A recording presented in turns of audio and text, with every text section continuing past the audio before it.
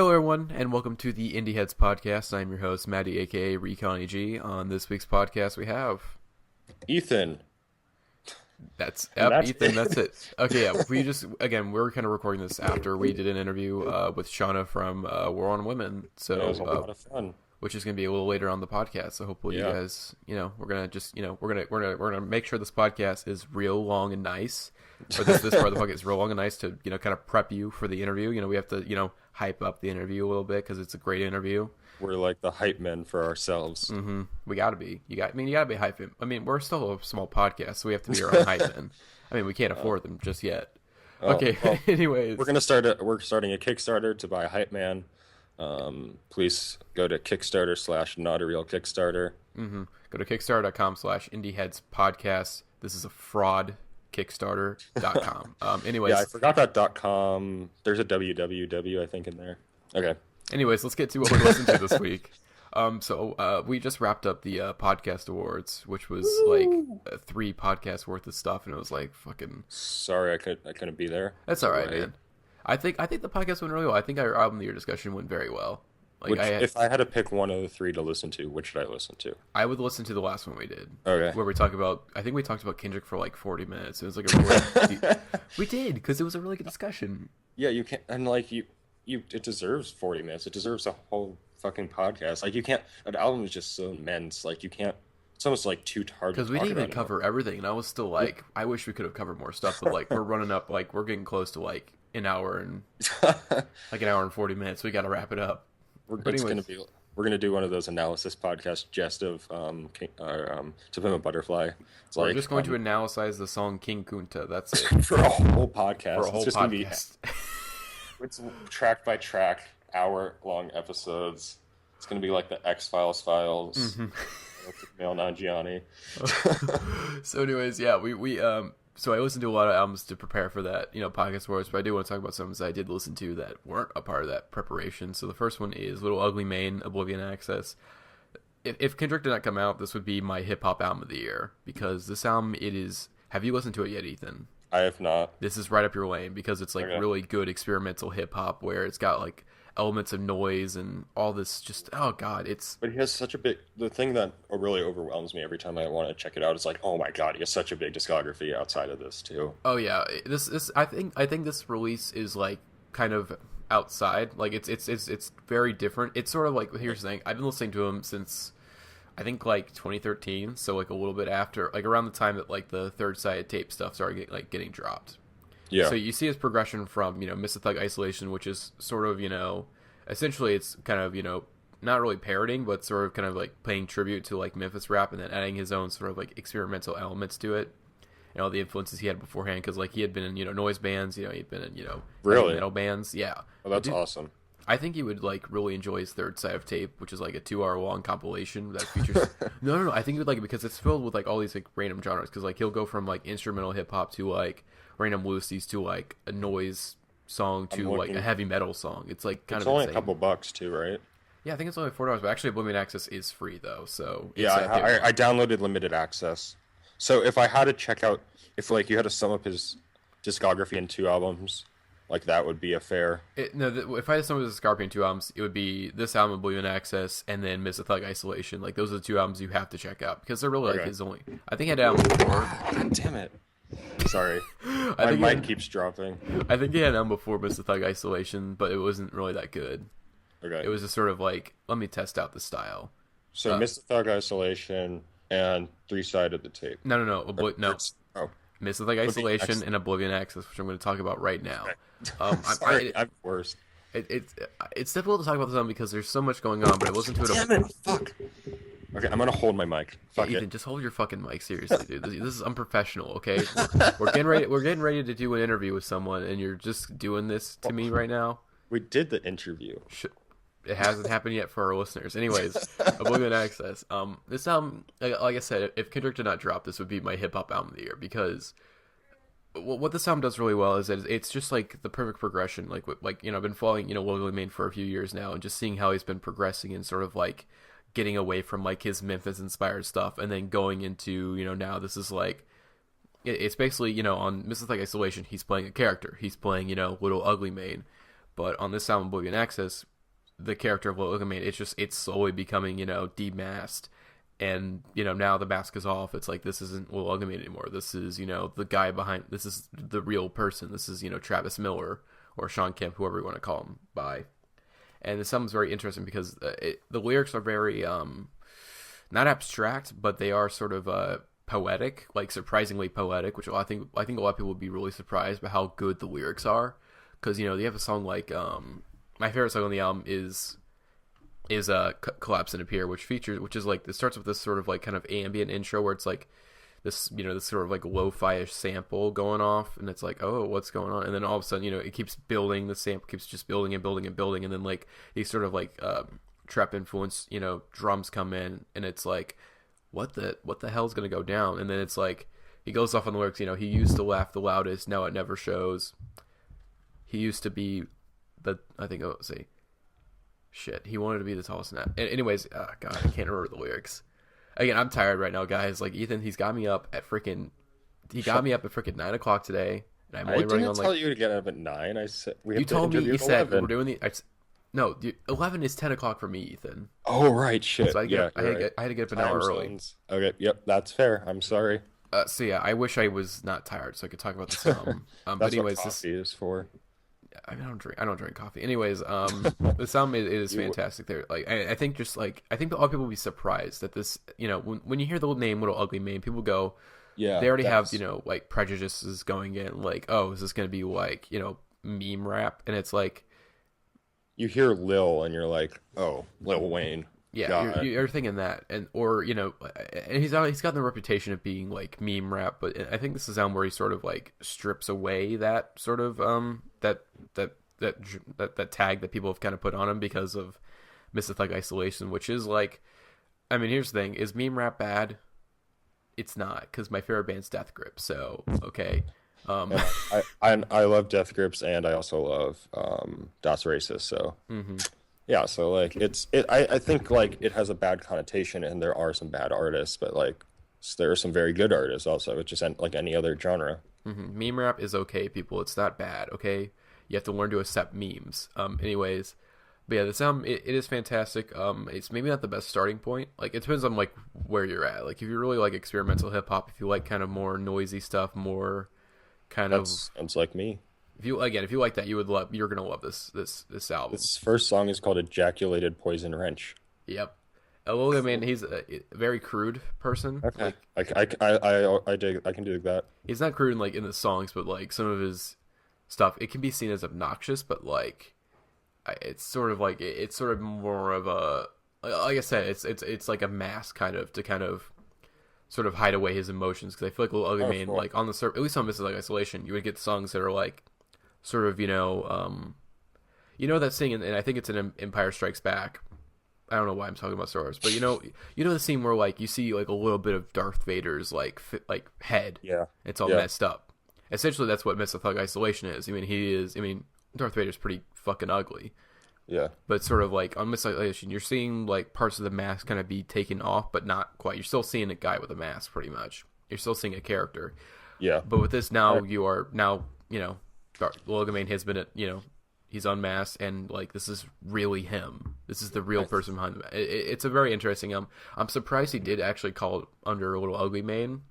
Like, I feel like he definitely kind of could have put on it. But I mean, I think just for like I guess marketing, it's like, well, this is a Lil Ugly Mane release. So, I mean, duh, probably should call it that. Kind of reminds me of when what you're talking about is when MF Doom gets really personal, because he literally has a mask.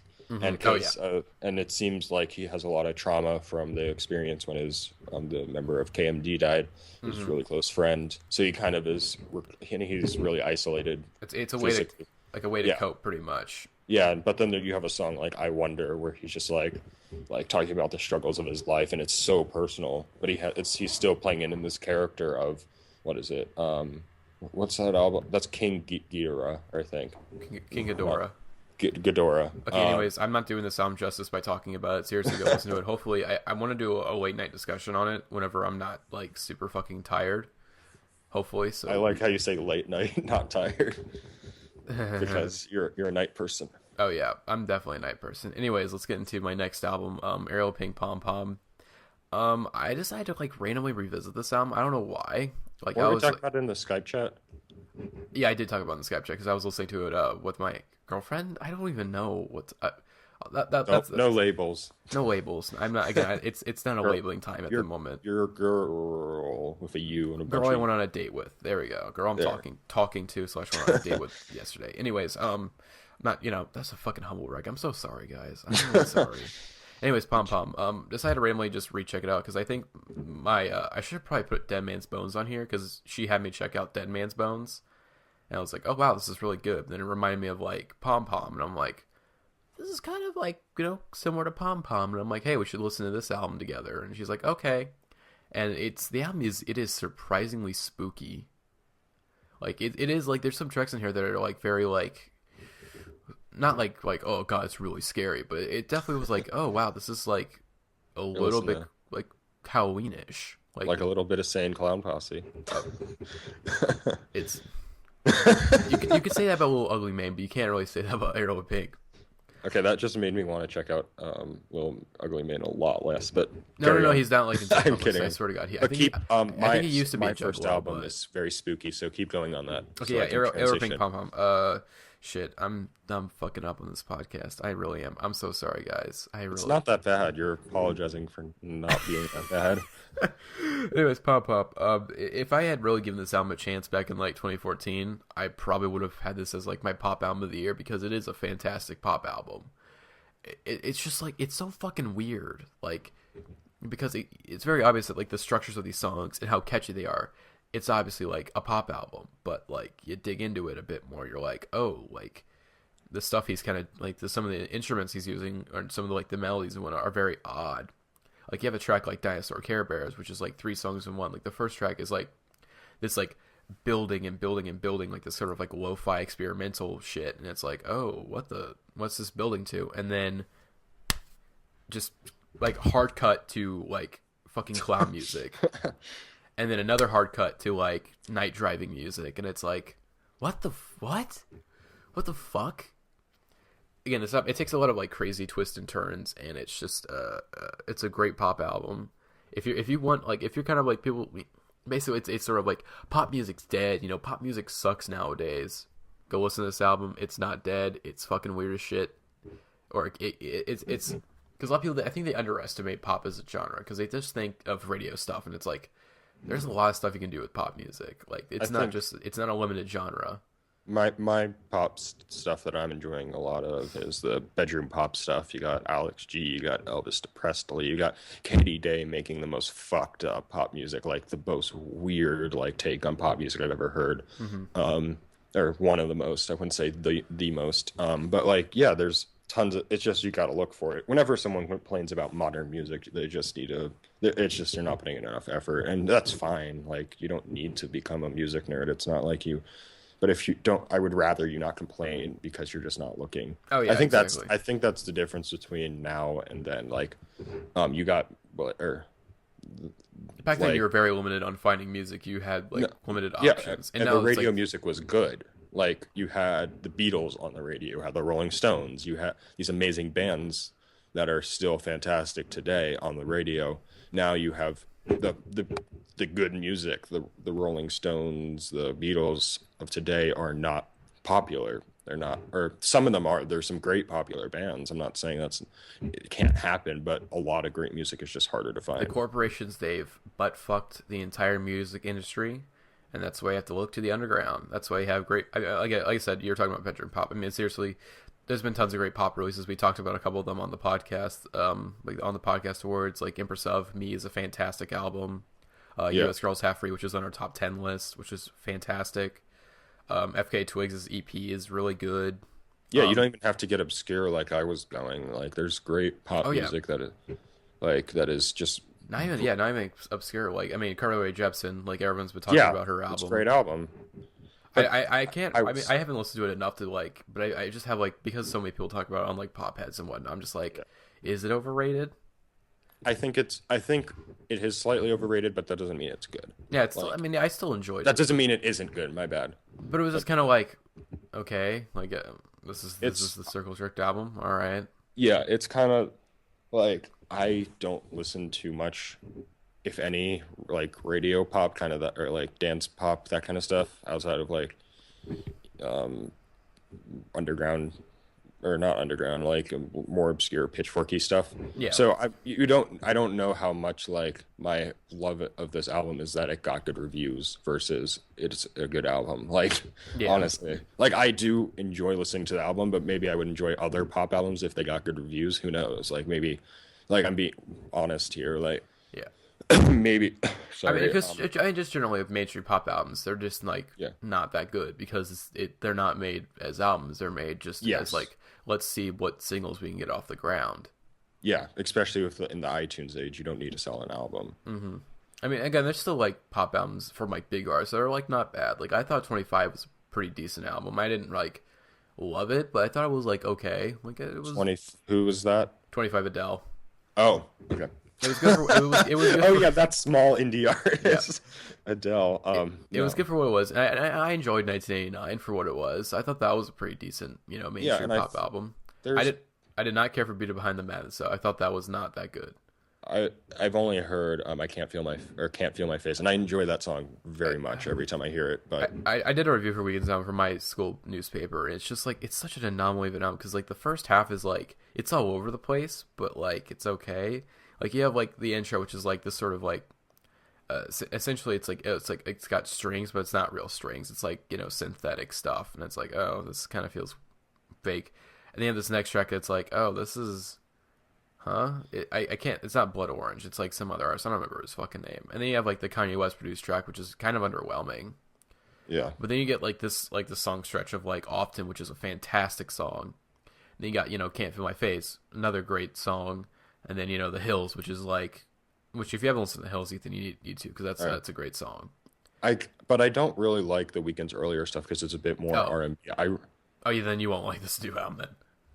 Yeah, because I really like I Can't Feel My Face because there's the bass line on I Can't Feel My Face is fantastic. That's such a good bass line. Like that kind, I love that like dancey but like still dense sounding like that kind. Like It's Michael Jackson. It's basically it's hi, my name is The Weeknd and I'm putting on Michael Jackson. Yeah, Michael that's Jackson's a fair point. famous red leather jacket.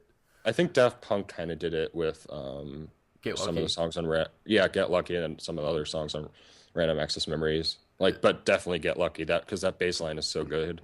Like it's that kind of same idea where you can have this polished pop sound, but it's just basically ripping off 70s 80s songs, but it's still very good. Like because it's so dense sounding. That's what I like, dense music generally. Yeah. Okay. So I've been talking about my stuff for way too long. Ethan, you want to go to your stuff? Yeah, sure. To continue off of Maddie's spooky theme, I listened to the Paper Chase's Hide the Kitchen Knives. It's the only Paper Chase album I have on vinyl. Their stuff is relatively hard to find on vinyl, if I'm not mistaken. I found this when I was in Austin over the summer, so I had to pick it up because the Paper Chase are awesome. John Congleton is awesome, obviously, for coming on the podcast and just being an awesome musician and producer. And this album just kicks so much ass. It's not my favorite Paper Chase album, but that doesn't mean it's not very good. They're just such a consistent band. His guitar work is so fractured and like Gang of Four inspired, and like but so much more extreme and just sharp and jagged. The guitar work on this album is just so good and unlike anything real out there. Like I think the Pitchfork review for one of their albums said like, when you want to listen to the Paper Chase, there's no other artist you can listen to but the Paper Chase. Like they are so one of a kind and unique, and I think that's really cool because they're very emo in the way that it's over the top emotional, but it doesn't feel annoyingly over the top. It just feels like so cinematic and big and orchestral almost, but it feels very cinematic is the way I like to describe it. It feels like you're seeing this giant like crane shot of like a city, and it's like, but instead of just like being a one calm shot, it's like going everywhere, and it's just super fast editing, and it's like the kind of like the Mad Max Fury Road of albums that are bands. If that makes any sense. I've no listened, so I can't agree or disagree. But you saw Mad Max. Oh yeah, so that was a good movie. it's very good. Probably my favorite movie of 2016. I can't. 2015. Or damn it, I can't I say it's my keep favorite. writing 2017 on my checks, but I just can't say sorry to get a little off topic. I can't say yeah, that Mad Max. I thought it was really good, but it was just sort yeah. of like. I mean, I had tons of fun watching it, but it was like. I mean, it's good, but like maybe a little overhyped. I think it was a bit overhyped, but I watched it pretty early, so it was before it got overhyped. I Yeah, was kind of just going in with not too many expectations, yeah. and I was so blown away. And just the direction and orchestration of everything. That's what it's the same. It's very orchestral. It's Oh yeah, very, it's almost like a dance. oh The yeah. whole movie, Hmm. which I really appreciated. But I mean, my favorite movie of 2015 was Star Wars It because was Star Wars was something we were tweeting with AJ about how we're gonna do our Star Wars special oh god, eventually. we do really need to do it. I think I'm actually seeing it this weekend again. I'm Okay. going on a date again to go see it. Ooh, ooh. Um, Sneaking that bragging or humble bragging I'm there. sorry, guys. Um, I'm happy. Okay. Anyways, um, but yeah, no, Star Wars was great, and we were saying that we should just talk with Shauna about Star Wars for 30 minutes and not talking about her band or oh anything. yeah, I think that would have been. I think that would. I would have preferred that. That would have been fun. But anyways, yes. Please go back to talking about Paper Yeah, yeah. Chase. I'm basically done talking about the Paper Chase. It's like the Mad Max of bands. If you like Mad Max, Fury Road, Also, go shouts check out to John Congleton. Be prepared from Yeah. John Oh yes. Congleton news very soon. Yeah, solo album. Think. Yeah, I'm super excited for that. 'Cause even if it doesn't sound like the Paper Chase, he has such a unique sound with his really like whiny vocals Hmm. and really sharp guitar playing. It's gonna be good. I'm super excited. One of my most anticipated releases probably of 2016, Oh if yeah. it's released in 2016. Hmm. My second album, it's kind of an interesting story behind this. It's a Magnetic Fields, 69 Love Songs. Obviously, incredibly well-known album, considered a masterpiece. I finally listened to the Magnetic Fields after hearing one of their songs in Bored to Death, which is a very fun TV show. Some awesome music. Um, but so this album is very, very, very long. It's like 2 hours, 40 minutes or something. And I have the 16. It's. I mean, again, you might think it's a joke, like, oh, 69 love songs. No, there's actually it is 69 love songs. it is a joke, but it is true. Like, there are 69 love songs on this album, and it's an incredible album. Every song is. Some of the songs are barely songs; they're more just experiments or just really short things. But every song on here is amazing and worth the time to listen to. So I kind of spent like 2 weeks of my vacation, like just on and off listening to the album, and I finally finished it yesterday after 2 weeks of listening to it on and off, and it's just such a cute but also ironic and disturbing and sad, and it basically goes through a lot of just different aspects of love. Just it's so many. It's not just like, oh, I love this girl so much. There's a lot of those songs and they're really well done and just really fun and silly. But there's also like I there's a lot more in-depth songs. There's some really genuine sad songs that are just really depressing to listen to, but also cathartic. It reminds me a lot.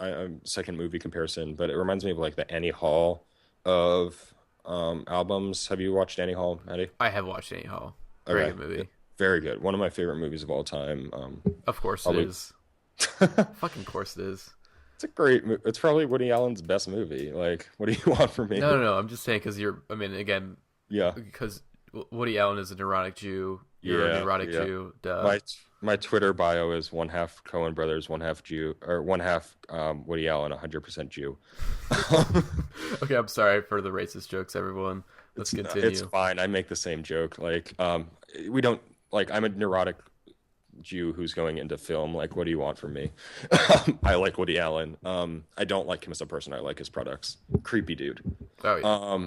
But it's really because like Annie Hall kind of just like goes. It's just a movie about relationships and love in so many different ways. It's funny. It's sad. It's real. That's what this album is. It's real. It's encompassing. It's all encompassing about love, and it's just very, very real is the best term I can give it. And it is beautiful sounding, and the guitar, the guitar and the electronics just work so well together. Hmm. The magnetic fields have this is the only album I've listened to them or listened of theirs, but I've heard it's their best, and it's very, very good, and sets a high bar for the rest of their discography. So if their rest of their discography could still be very, very good and still be worse than this, and that's what I have. That's what I listened to recently. So yeah, this next you will listen to our interview with Shawna of War and Women. It was a lot of fun. We talked about music, politics. If you don't want to listen to us talk about politics, you probably should skip it because it's a good chunk of it. But yeah, I think it was a lot of fun, and we had a good conversation. We talked about some serious shit, and we had some laughs. And I really that sounded really cliche. You'll laugh, you'll cry when you listen to our interview. But no, I thought it was a lot of fun, and yeah. So enjoy that. We're going to No, we can't. We didn't do that. And we don't need to rip off Fantano even more. We already did that. We already did the transition thing for our Fantano. Yeah, that was when it was good. So, anyways, we're gonna do hard cut to the interview. No, we're just gonna do a little intro. I have a little audio. I have audio transitions I can find. I'll find it open. Like what's the term? Free use. Give me give me a transition, Ethan. Actually, no. Yeah. I may. Yeah, just give me a transition. I'll send you a file. This is fun. This is real fun. This is. I mean, again, this is right now. We're recording this. This is you guys are in the know about how we do the podcast now. Okay? Yeah, it's like every other podcast. Like they talk about their personal plans. Like, okay, are we gonna ask our intern to Google something now and then get sponsored by Squarespace? I wish we had a fucking intern. That'd be awesome. And essentially, are just like our new cast members, just interns. Yeah, basically. We're actually no. This is a podcast that's entirely made up of interns because none of us get paid. Well, we're all just here to do it for fun and get our scholarship credits. Well, really? No, we do not get any scholarship. No, we don't. This is just nice. Fun. Anyways, okay. We're gonna transition into the interview. Thank you guys for listening for now, and keep listening to the interview. See you in a second.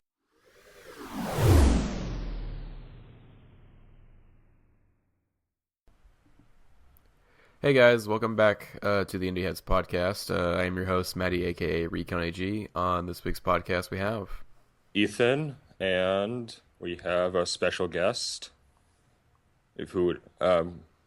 Could you please introduce yourself?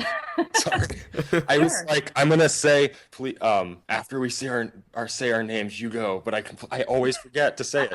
Oh yeah, sorry. I just thought I was so special that I didn't even have to say my own name, but I guess not that special of a guest. No. My name is Shawna. Podcast. I sing for a band called War on Women in Baltimore, Maryland. Nice, nice. So yes, so thank you, Shawna, for coming on the podcast and talking about the band and a number of other things. I think Ethan, you're the one who set this thing up for us. I did, because Shawna knows the story because I told it to her, but I kind of have a weird thing with the band, or it's not that interesting, but I'll tell it anyway. Is that I was gonna go see them in Baltimore at Soundgarden. They were playing an acoustic show, but then they were opening for Jamie Kilstein, who we had on the podcast. Was it a month ago? Yeah, around a month ago. And I'm like, oh, cool, I can just see them in D.C. It'll be easier. I don't have to drive to Baltimore. And then I couldn't go to that show, or I could go to I missed the opening, but then I ran into War on Women at Busboy and Poets down the street from Tropicalia, and I'm like, hey, you should come on the podcast because I love the record and I've wanted to see you live forever. And yeah, so here we are. That's how this got set up. So are you going to come see us at some point? Yeah, definitely. Not even. I think you're obligated now. Yeah, I kind of am. I'll try to get to the Metro Gallery show. That's February 6th, correct? Yeah, February 6th, Metro Gallery in Baltimore. And I hope it's okay, but we'll invite you on stage and we'll just ask you questions about your life for half an hour. Please do and film it so we can put it on this channel. An even exchange, okay? That sounds fair. That sounds really fair. Some serious performance art stuff. Will you play the podcast before? Yeah. Okay. I'm sure everyone will be very interested to listen to our recording when they pay tickets to see. Yeah, I mean, we're so punk, we're so unpredictable. You just don't know.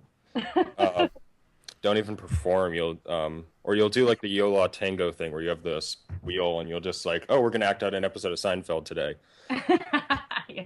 Wait, they actually did that? Yeah, yeah. They had like a wheel that like a bunch of different options for what they would do that day. Like one of the options is like we'll play "I Can Feel the Heart Beating" as one in entirety, or we'll act out an episode of Seinfeld.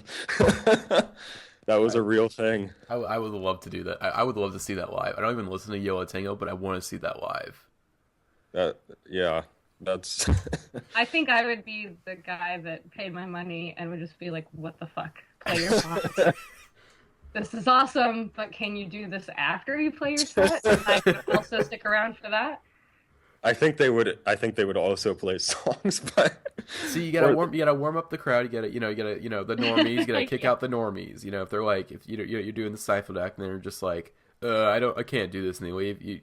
They're gonna be gone. They're not real fans. They're not gonna stick through the tough shit, and then you get to the good show. And you got some bass playing in there, so that's true. Somewhere. So let's get on to the. Yeah, we should probably get the interview. I have to admit, I'm not a big expert on Yo La Tango, but maybe we could try to find their number if you want to talk to them. Yeah, that's our next interview. We always book the same guests as Mark Maron, so we'll get Ira Kaplan on next, and then Barack Obama. Yeah. Okay. Okay, so I think a good place to start would be talking about some of your influences, musically and like, because you write the lyrics, like for writing wise. Because you have a very strong sense of view and style, so I'm just wondering if you have any direct influences for that. Thank you. I don't know if I do.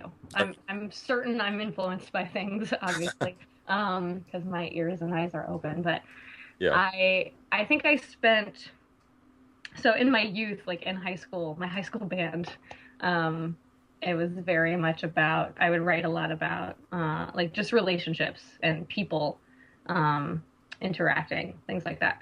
And then in my next band, which also was actually with our guitar player Brooks, I moved to Baltimore to be in a band with him, in like 2002. Called Avec. And so that band, I kind of tried to get away from the singing about boys and relationships and things, and try to be a little more like poetic, or just, lyrical, really, like in the sense that you would want, like just interesting stuff. Mm-hmm. And so the meaning to any song would be completely, lost to anyone but myself, right? Like it was not obvious at all. Yeah.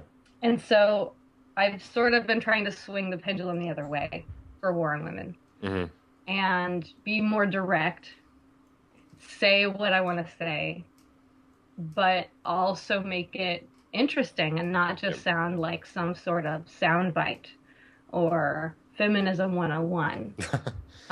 Because even though some of these things that I'm singing about are completely like feminism 101, it's like still talking about abortion rights for all this time. It's pretty ridiculous. But it's like, can we do it? Yeah, still need to. And then, so can we do it in an interesting way? Yeah. That, maybe grab someone in a different way, or just is funny, where, we don't often get to be funny when we're demanding our human rights. Yeah. So it's like, can we occupy a weird, fun, sassy space and talk about this stuff and then still headbang? Yeah, that's a good philosophy. I really get frustrated when you have lyrics that are just too dense to understand, but I feel like when with your lyrics, you can understand what's happening, but they are well said, and I think that's a perfect balance. Thank you. And I think that they fit very well within the genre, because you guys are a hardcore punk band, so really, that genre's kind of been known for more of its directness and its lyrics. Yes. And at first, I'll just be honest, on my first listen, I was a little overwhelmed by. I was like, oh god, this is because I'm more used to male punk vocalists, so seeing Owen talk about stuff is holy shit. And then on the second listen, I was more used to it. I was like, okay, this is really cool, and it's really awesome that you guys are kind Because when Ethan showed me the band, I was like, okay, it's more of just like whenever people show me new music, sometimes I just go, whatever. Oh, I know it that takes feeling. a second, right? You're like, I don't have any more room in my brain for yeah right now. Hold on. but I am really digging your guys' album. I was like, oh wow, this is really good. Like I think I showed it to this girl I'm dating right now, and she was like, because I was like telling her like, I'm not so sure, and she's like, oh wow, I'm really enjoying this. I was like, oh, okay. Like, well, I mean, if I didn't really care for it as much, well, I mean, I like it now, but like at the time, I was like, I don't know. But she was really enjoying it, so. I mean, there's definitely something to be said for feeling represented. Mm-hmm. Oh yeah. So that goes with you, like, and for your girlfriend. So you're used to these bands that you're listening to, sounding like you, looking like you, maybe some of the same emotions or blah blah blah, or you get used to the way they express it and they talk about it, and then that sort of like seeps into you a little bit. And then like your girlfriend is like probably just kind of like, holy shit, a woman, this is exciting. I'm definitely giving this a chance. And while of course we're not a band for everyone, and certainly just because someone's a woman doesn't mean they're going to like our band. It's pretty ridiculous. It's that idea of like, oh, someone is like me out there saying these things really loudly. Mm-hmm. And that's such a, I mean, I don't know if you know what it's like, honestly. Like, it's just such a relief sometimes. It just feels so good to be represented when you're so often not, or you're so often misrepresented. Mm-hmm. Yeah, especially in hardcore music where it is just a bunch of white guys for a lot of it, for the majority of it, but then you've got these niche movements starting with Riot Girl and going on from there in the scene, like that express truly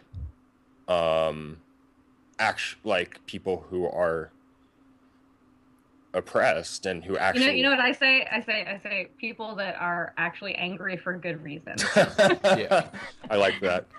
Like, I honestly don't think that there's a ton of like male, punk, hardcore, whatever, bands that are angry for any good reasons other than they're kind of just being emo. They're talking about their girlfriends or lack of girlfriends or whatever. But like the world is trying to strip away my rights. And is constantly abusing and raping people like me, and then telling us that we're overreacting and we need to deal with it. So like, and then of course everything that people of color are going through in this country since forever, but definitely right now in the spotlight, it's just like they have a reason to be angry. There's not a lot of, it's like, I don't know. You know what I mean? Yeah. And people of color are incredibly underrepresented in the punk scene. Yeah. Which is still, I mean, you got Bad Brains, and then what else? Like, and you got awesome local bands and whatnot, but like, it's just still so ridiculously underrepresented, and it's frustrating. And because you have this violent skinhead, still, I mean, not as much as it used to be, but still this white and extreme skinhead majority who is kind of making it hard for other people to enjoy it. You go to it's actually so this is what I think. I think you really touched on something when you said, there's a lot of awesome local bands. Yeah. Right. So there's like for me in Baltimore, like there's a ton of women in bands. Yeah. I wish there were more people of color in punk bands, but obviously there's a ton of artists in general here in Baltimore doing cool stuff. And so it's not that there are a lack of bands. It's that there is a lack of interest. Yes. And a lack of publicity. Lack of publicity, lack of attention, lack of money, let's be honest, being thrown at these bands and bands like us. So it's that thing where it's kind of not on the people being oppressed to do this stuff. Like, they're doing what they can. It's on everyone else. It's on white people. It's on white men to step up, spend their money at shows where people of color are playing. If you have a record label or you book shows or whatever, it's like, get involved with these bands, highlight these bands, book these bands. And so it's like a media thing. It's like a, you know, people behind the scenes at shows issue. The bands are there. Yes. So it's on the rest of us to actually support those kinds of bands with our money and go to the shows and show people that no, we actually want more diverse voices, because I'm pretty sure I can tell you what that one white dude is mad about, just like all the other white dudes are mad about, you know? Yeah, but like you got definitely a ton of great local bands with not as many people of color as people as there should be, but like you got these great female bands. Like I know Baltimore, you have Wing Dam, who are one of my favorite local bands. I don't know if you've heard them. Oh yeah, sure. Yeah, I just saw them actually at Songbird, and they're so much fun and a really cool band. Or a band like Priests, who's getting more and more noticed. And so there's these great bands, but they just need that little extra bump. But like you mentioned this on your end of the year list, so I'm going to bring it up as the Gloss demo. Which I think I love the Gloss demo, but it's really interesting because of the whole war incident that they're getting all this publicity. Just all like they're the one band kind of getting publicity. Them like there's a terrible Pitchfork article that was like the year in punk, and it was two awesome albums, the Downtown Boys, Full Communism, and the Gloss demo, and they're like, oh, women are coming and singing about being their actual problems, but it's just two bands that are already relatively popular. And you're like, okay, but what about these other awesome bands? Most of us have heard of Gloss and Downtown Boys, and for good reason, but like, what else is out there? Again, that's a media problem. Yeah, they can't. It's like that thing where like mainstream radio will only have like one female artist at a time. Yeah. And they're like, that's it. That's enough. People can't handle any more than that. Because, hold on, Shawna. Sorry. No, continue, Shawna. I was going to say, because I work for my college radio station, and like one of the first things he told us, like a rule is like, we have to play, you can't play female artists back to back. And I was just like, what? Like, that just didn't make any sense to me. Yeah, it's that idea that, that being a woman is somehow a genre of music, this is something I want to get to. Yeah, a niche, or, like a gimmick or something, instead of like, oh, I don't know, we're like half the population on the planet. Yeah, because like maybe it's okay that we are every other song because there's that many of us out there. It's when I was Googling you, or your bands, and like, the third article was, or a bunch of articles were like top 10 women fronted bands you need to check out, or like awesome women fronted bands. Like they're this is I think it's good that people are checking out women fronted bands, but it's this weird thing that they're like listing women in bands like it's and sometimes I get some anomaly. Frankly. Oh wow, a woman from they're so rare. It's like a rare Pokemon or something. It's like basically it's just sort of this weird thing where it's like it's trying to like separate men and women, where it's just kind of like we're all. And now think about it, like if that's coming out of Bitch magazine or Bust magazine, whose readership is mostly femme. Yeah, we want to know what are the cool female bands. But it was like a dying because we want to support. But yeah, like dying scene, or like not to call them out, but like but to call it everyone really. Yeah. Then it's kind of like, okay, we are just like a hardcore band too, and also I'm not the only woman in the band. Yeah, like to me, female fronted is like Evanescence. Yeah, like there's one woman in the band, and there's just a bunch of like schlubs, just like noodling on their guitar, and like who cares, so like I'm not the only woman in the band. It's actually a 3/5 ratio of femmes, or this side of butch or whatever, and like so it's a co-ed band. It's not even female fronted, it's a co-ed band. It's like it's actually like the next step of, instead of separating men and women and needing to know where are the men, where are the women, it's men and women working together to promote the message which you is know? something, yeah, I always find it awesome when you have these co-ed bands, and the bands I was talking about earlier, Wing Jam and Priest, are great examples of that.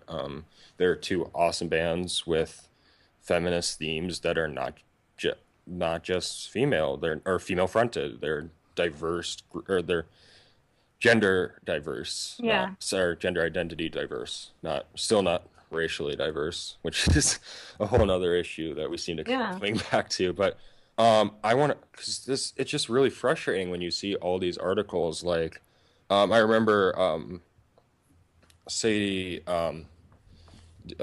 Dupas. I never know how to pronounce her last name, of Speedy Sadie Ortiz. Dubai or something. I don't know. No. Was got a tweet from some guy who's like, my favorite female band, or female fronted band um of 2015. this festival or something, and he's like, what she responded, what was your favorite male fronted band?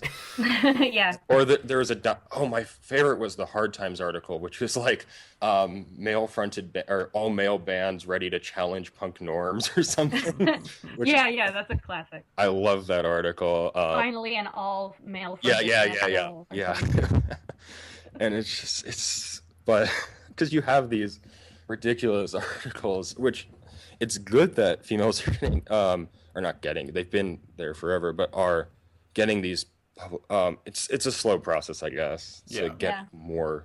Just this is a band, co-ed, whatever. And they're talking about feminism. Cool, it's an important topic of the day. Like, yeah, it's a hard, it's a hard subject for me because, like with a name like War on Women, like, we really are trying to make it obvious, like, we're a feminist punk band. There's women in this band. Hey guys. So like, whereas other bands, they're, like whoever, like they're just trying to be a band. That's fair point. Like Speedy Ortiz, and like and obviously like that's really important, but we're trying to be fucking blatant with what we're doing. So it's like, well, what media, give us that. Why don't you lay all that attention on us? We'll take on that burden. Yeah. You can leave all the other bands alone and talk to them like you would any other band. Or maybe just like otherize us. Just say feminist band instead of like female fronted band or whatever.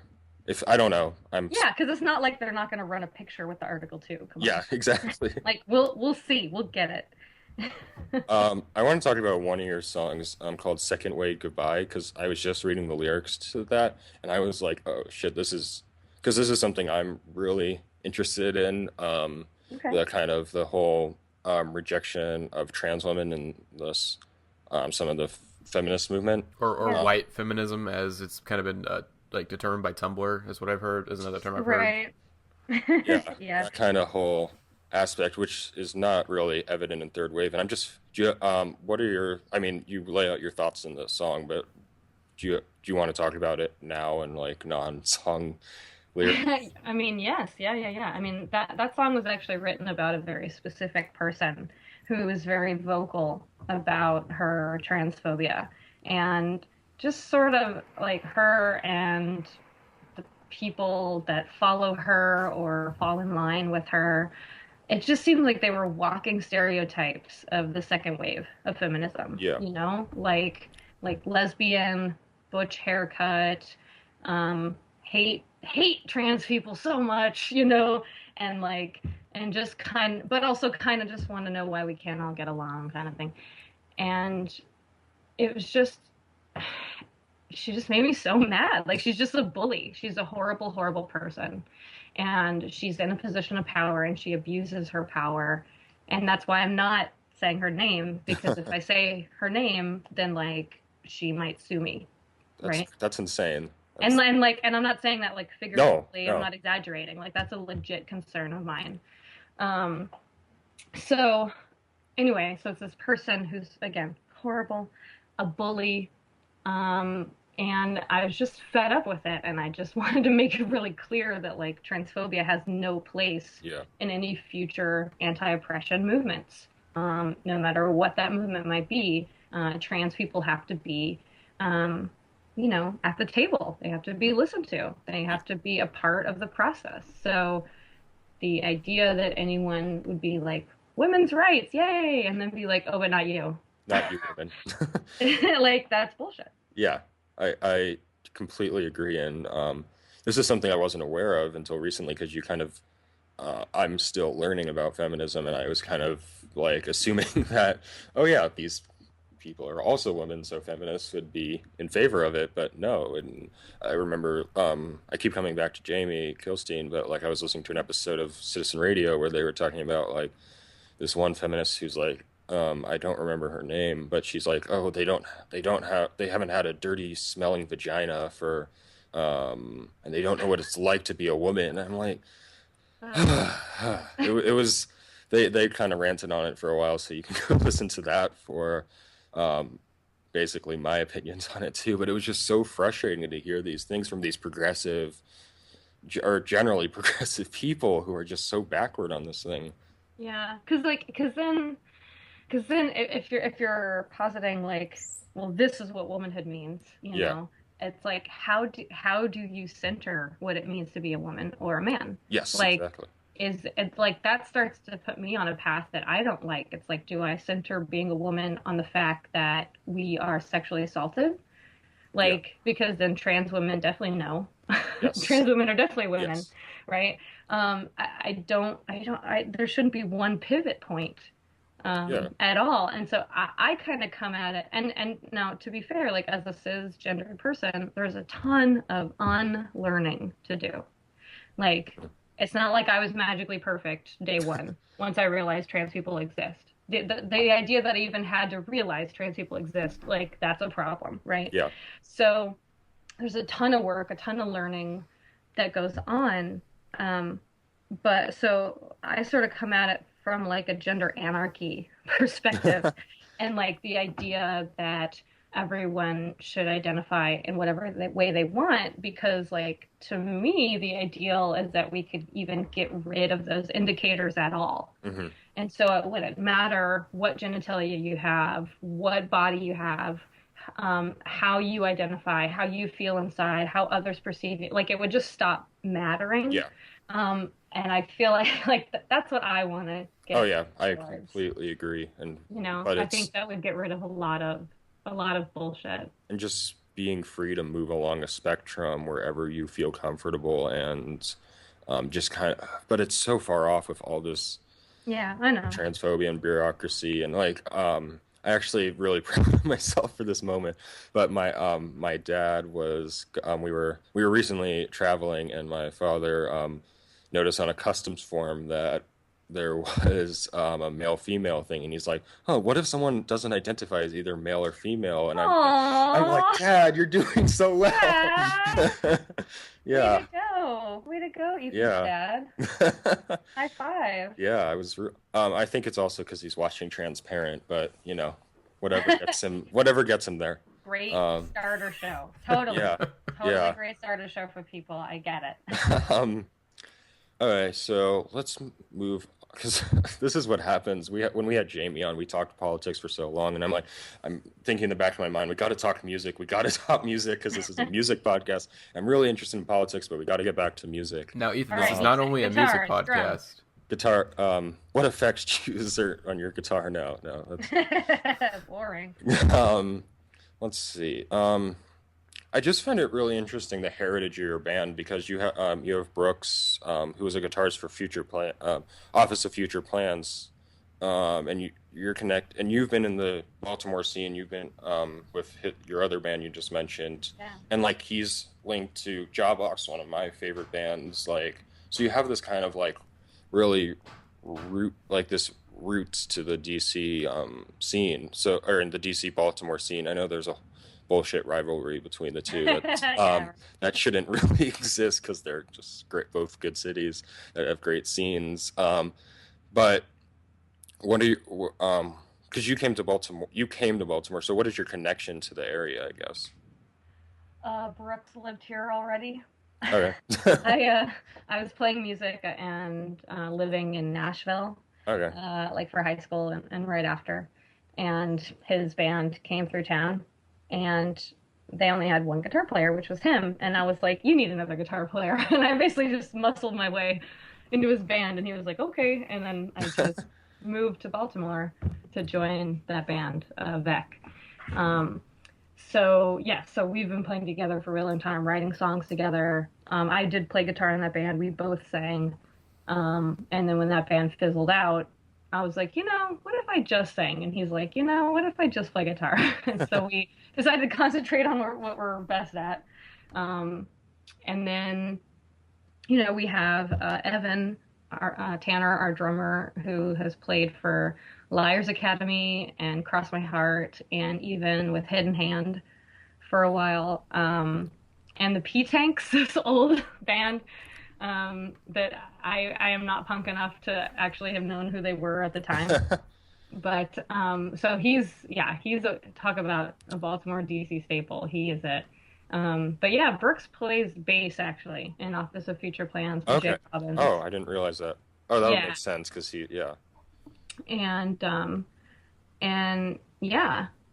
and I don't know, like our bass player Sue, she's from New Jersey originally, so she's been in bands playing up there forever. And Nancy was in a band called the High School Hellcats back in the day. That's a good name.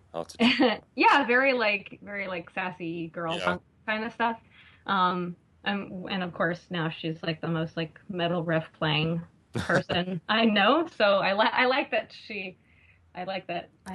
there's a little bit of like growth there. So you kind of got the combination of the roots from here with the outside influences. I think that's because the DC sound can kind of get stagnant a bit, or the DC Baltimore. Sometimes when you got the Discord stuff from the 90s all sounding the same, in a good way, in the best way possible. Love you, Ian. No comment.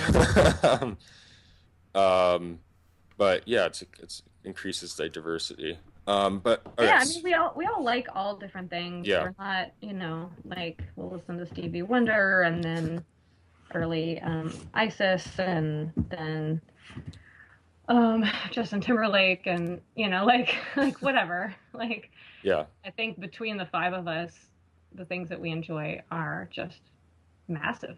So we know what people expect from a band with women in it. We know that people expect simplicity, they expect brattiness, and they expect it to sound like Riot Girl. Yeah. That's what they expect. So, like, for me, Riot Girl has a time and a place. Like, it's a really important part of my growing up. But because of that, like, to me, it's also dated. It is, yeah. And so, like, the idea that I would just do the same thing, like I can't, like it's impossible. It's not an option for me or Brooks, who was also influenced by Riot Girl. So we, as a band, consciously try to make things interesting, make things heavy as fuck when we can, but still keeping the humor. Sometimes, found in Riot Girl and some of the sassiness and a lot of that is just me, just like who I am. Like I don't know that I could hide that stuff. So yeah, I like to add it and kind of shake up the idea of like, well, what is heavy music supposed to sound like? Mm-hmm. And what is Riot Girl supposed to sound like? Trying to just mix all this stuff together to make something that more people can enjoy Take today. The best parts of everything. Hopefully. And make it horrible. Yeah. All right. I think a good way to wrap up, since it is January 3rd when we're recording this, I think a fun way to wrap up would be kind of what do you have in store for the year? Maybe if you want to reflect on last year a little bit, but that's kind of a tall order. So just maybe what do you have in store this year? If you want to talk about last year, go ahead. Yeah, I'd say this last year, we toured a lot more than I thought we did. Like looking back, I'm like, damn, we played a lot of shows. Like, so that's awesome. And honestly, I'd like to continue that. We put out our record last year. We're really, really proud of it. And for good reason. It's good. Oh, thank you. So we want to get it out to more people. We want more people to hear it. So we're going on tour with Anti-Flag in the middle of February. Is that East Coast or West Coast? No, that's West Coast and then a little bit of Texas too. Sorry. I'll tell them to come to East Coast. Yeah. I know we'll be going to Europe again sometime this summer, playing festival circuit, which I'm really excited about. And other than that, nothing major, but I can tell you we certainly have just a treasure trove of song ideas that we need to mine through and flesh out and finish. So I'm taking that as an album announcement. Indieheads podcast exclusive here on the Indieheads podcast. Yeah. War and Women coming out Friday. 2016. Are you gonna? What was just released? You're gonna Beyonce that, like, just like, or just release it. No announcement. Just go for it. No press. We're not Beyonce. I don't know if we can do that. There'll be a lot of announcements. I thought you guys were Beyonce. My bad. Okay. So I guess we're gonna have to end the interview now because War and Women, it's a feminist band, so I mean it's automatically Beyonce, right? Yeah, exactly. Okay. You can lend us her outfits though. That's fine. I'll be happy to wear. I'll call up Queen Bee and let her know that you would be willing to take her outfits. But the Beehive's gonna be mad though, Ethan. You gotta be careful with that. I have no idea why I said Queen Bee. I so regret that. We cannot end a show making fun of Beyonce. No, she's great. Let's all apologize in our heads. I mean, we know what we've done. We apologize to the Beehive. Okay. Thank you for coming on, Shawna. It was a lot of fun. Yeah, thanks for having me. I really appreciate it. No problem. Bye, Indieheads. Bye.